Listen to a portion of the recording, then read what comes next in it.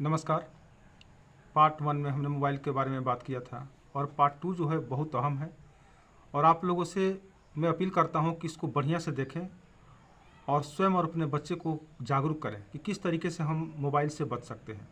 Mobile के radiation से पूरी तरीके से तो नहीं बचा जा सकता है, लेकिन कुछ हद तक अगर हम लोग उपाय करें तो इससे बच सकते हैं।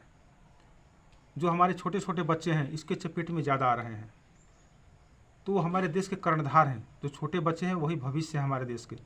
तो आप सभी से विनम्र निवेदन है कि हमारी बातों को ध्यान से सुने और अपने बच्चों को इससे अवगत कराएं, जागरूक करें कि मोबाइल से किस तरीके से बचा जा सकता है। मोबाइल का जो रेडिएशन है घातक रूप लेता जा रहा है।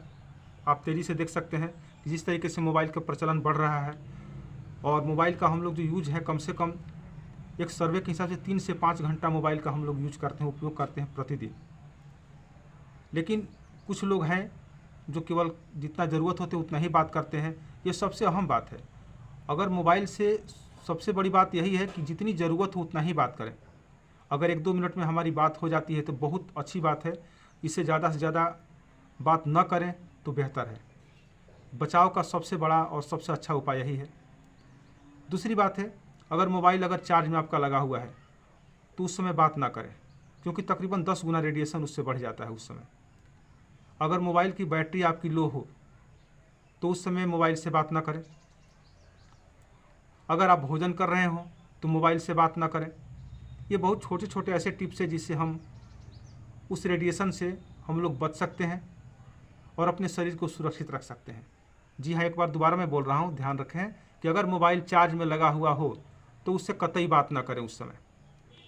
अगर बैटरी लो है तो भी बात ना करें। तो 2-3 चीज़ ऐसे हैं जिसका अपनाना उसको बहुत ज़रूरी है। अगर रात को हम लोग सोते हैं तो सोते वक्त मोबाइल को अपने से 1 से 3 मीटर की दूरी पर रखें। अगर हम बात करते हैं तो उम्मीद है कि ये ईयरफोन लगाकर या हेडफोन लगाकर हम बात करें, क्योंकि अगर कान में इसके डिवाइस हमारे हमेशा चिपके रहते हैं, सटे रहते हैं, तो इससे ब्रेन हैमरेज और कई प्रकार की घातक बीमारियां हो सकती है। जैसे हम पहले भी पीछे बताए हैं कि अगर हम जेब के पास यहाँ रखते हैं, सीने के पास, तो वहाँ पे गांठ बनने की संभावना बन सकती है, यानी कैंसर का एक बहुत बड़ा रूप है। तो प्रयास करें कि अपने से मोबाइल दूर हम रखें।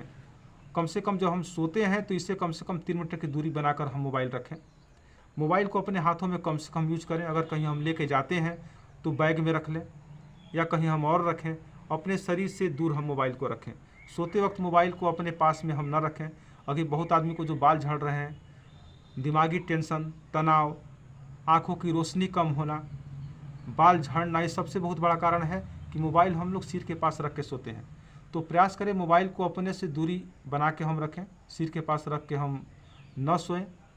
जो मोबाइल में अधिकांश समय हम लोग टीवी में या कुछ और हम देखने में व्यतीत करते हैं, सीरियल देखने में व्यतीत करते हैं या कोई हम यूट्यूब पे लगे रहते हैं, तो प्रयास करें कम से कम उसमें हम समय दें। या तो हम देखते हैं तो थोड़ा दूरी बना के मोबाइल को रखें, हाथ में लेकर न देखा जाए।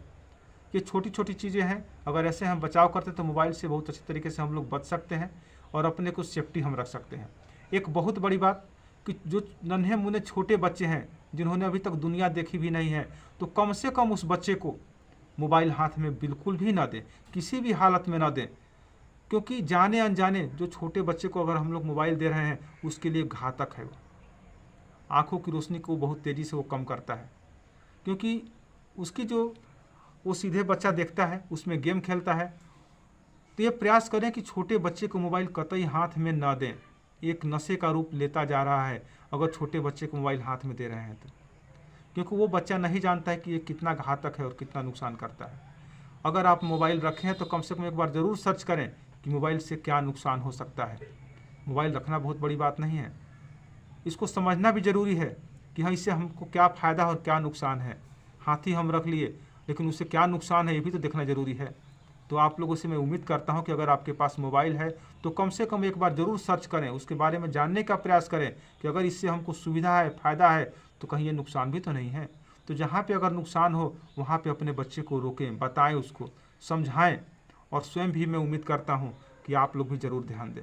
कम से कम जब भोजन करते हैं तो उस समय मोबाइल बिल्कुल अपने पास में न रखें और ना मोबाइल से उस समय बात करें। खाना खाते वक्त कम से कम ये ध्यान रखें। सोते हैं तो आपके पास मोबाइल नहीं होना चाहिए, कम से कम 3 मीटर की दूरी पर मोबाइल होना चाहिए। ये छोटी छोटी अगर हम चीज़ें करते हैं तो मोबाइल के घातक रेडिएशन से हम लोग बच सकते हैं।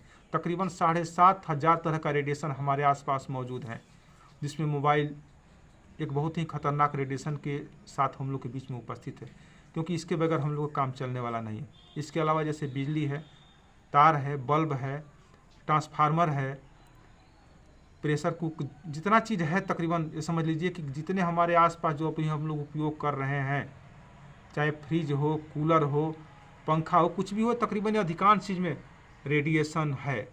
तो उससे बचने का सबसे साधारण और बढ़िया उपाय है कि उससे हम लोग दूरी बना के रखें। हमारे आसपास रेडिएशन तरंगे हैं जो नंगी आंखों से हम लोग नहीं देख पाते हैं। जैसे छोटा से एक उदाहरण ले लें, जैसे अगर टीवी कहीं रखा है और उसका चैनल बदलना है तो हम यहीं से रिमोट से अगर बटन दबाते हैं तो चैनल उसका तुरंत बदल जाता है। यानी रेडिएशन दिख तो नहीं रहा है लेकिन हमारे आसपास है, तभी तो रिमोट का बटन दबते ही चैनल दूसरा बदल गया। तो वैसे ही आपको सोचना है कि अगर मोबाइल अपने जेब में हम लेके रखे हैं या पैंट के जेब में हम लेके रखे हैं तो वहाँ पे रेडिएशन है जो हम लोग को दिख नहीं रहा है और हम लोग को परोक्ष रूप से हम लोग को नुकसान पहुँचा रहा है।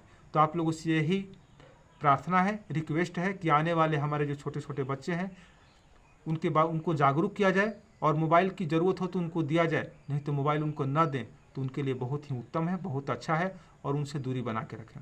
जय हिंद, जय भारत।